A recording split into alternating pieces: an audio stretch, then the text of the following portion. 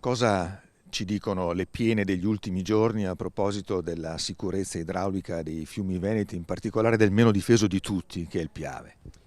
Credo che ci dica che è ormai giunta l'ora di parlare poco, anzi non parlare affatto e realizzare qualcosa. Luigi Dalpaos, professore emerito dell'Università di Padova, dove ha insegnato idraulica e idrodinamica, l'ha vissuta nel suo Alpago da studente di ingegneria l'alluvione drammatica del 4 novembre 66.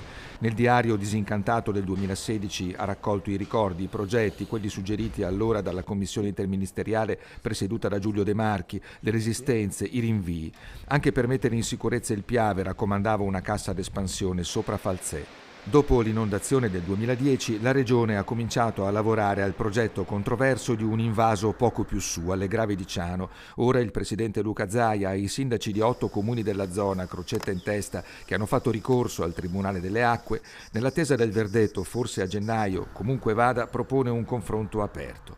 Non sarà un progetto totalmente risolutivo per il Piave, perché dovrebbe essere affiancato successivamente da un altro intervento importante. L'esempio può essere in piccolo la cassa di espansione che è stata realizzata a Caldogno.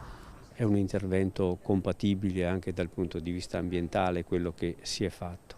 Serve una soluzione ragionevolmente condivisa. A valle, tra Ponte di Piave e San Donà, rischiano case e attività di un'area abitata da 400.000 persone.